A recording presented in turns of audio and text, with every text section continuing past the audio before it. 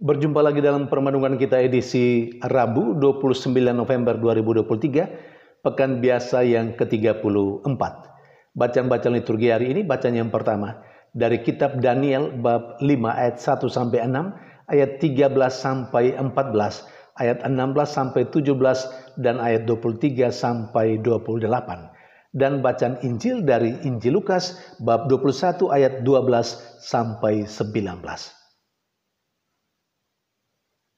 Bacaan yang pertama hari ini mengungkapkan indikasi keruntuhan kerajaan yang dipimpin oleh Nebukadnezar. Dan itu terjadi memang tidak pada saat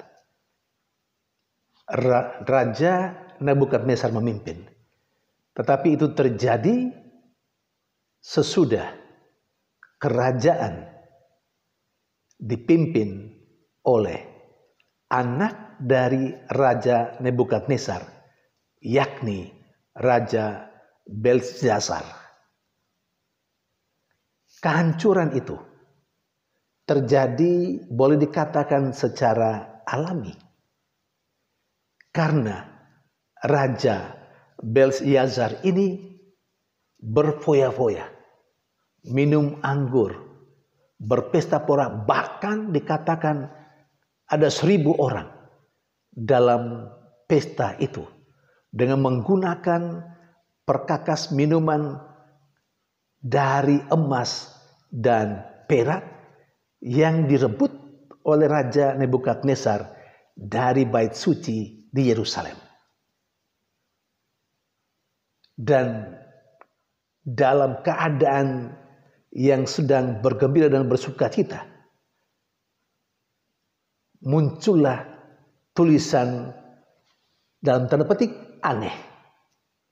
Tetapi itu tulisan tangan Tuhan sendiri yang menjadi indikator atau yang mengisyaratkan kehancuran kerajaan dari Nebukadnezar di bawah pimpinan anaknya sendiri, Raja Belsyazar.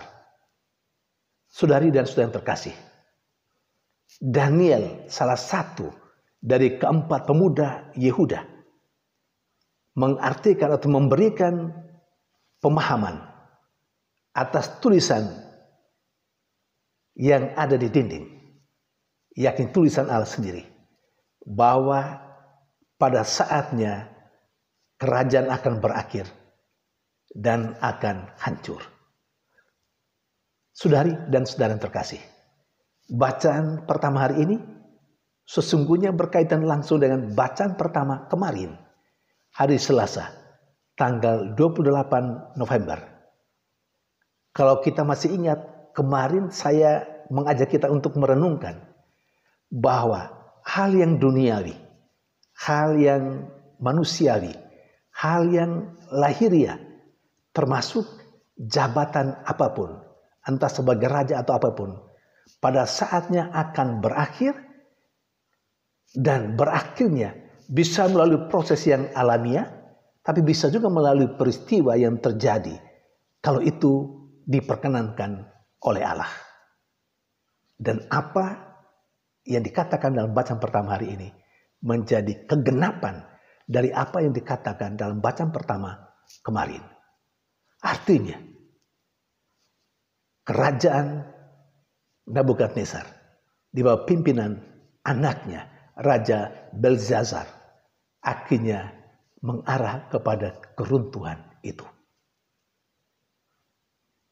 Yang perlu digarisbawahi, anak Raja Nebukadnezar, yakni Raja Belsyazar ini, tidak menggunakan kekuatan dan kekuasaannya, harta yang dimilikinya, yang diwariskan oleh ayahanda, oleh ayahnya Nebukadnezar, tidak digunakan untuk menemukan kehendak ilahi, tetapi dipergunakan untuk kesenangan pribadi, kesenangan manusiawi. Lalu akhirnya Tuhan mengakhiri kerajaan itu. Dan tanda-tanda itu sudah ada. Saudari dan saudara yang terkasih, pesannya untuk kita jelas. Hampir sama dengan kemarin. Kita harus menyadari hal yang lahiriah, hal yang manusiawi, hal yang duniawi, termasuk jabatan apapun yang kita miliki. Itu adalah sarana yang harus dipakai untuk berjumpa dengan Tuhan, untuk melayani Tuhan, bukan untuk kesenangan pribadi, bukan untuk kesenangan diri atau kelompok. Karena itu tidak usah kita membanggakan dengan apa yang kita punya saat ini. Karena apa yang kita punya saat ini adalah pemberian dari Tuhan yang harus diabdikan untuk kemuliaan nama Tuhan. Dan dalam bacaan Injil, Yesus berkata kepada para muridnya dan kita sekalian, bahwa pada saatnya akan terjadi penganiayaan. Hal yang memang dalam tanda petik menakutkan. Tetapi Yesus menguatkan para muridnya dan kita sekalian. Ketika peristiwa itu terjadi, jadikanlah saat itu sebagai kesempatan untuk bersaksi. Kita mau tunjukkan pada saat yang paling sulit dalam kehidupan kita karena iman kita. Kita tunjukkan kesetiaan kita dalam iman akan Tuhan.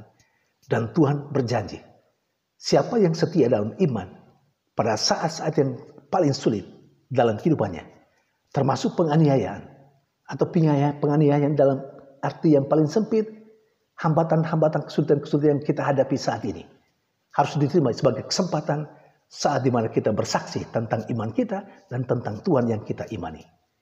Tuhan berjanji, siapa yang bertahan sampai akhir, dia akan memperoleh hidup. Saudari dan saudara yang terkasih, keadaan kita tidak baik-baik saja. Hidup beragama kita juga tidak baik-baik saja. Di mana-mana kita mendengar bahwa izinan untuk membangun gereja dan segala macam dipersulit.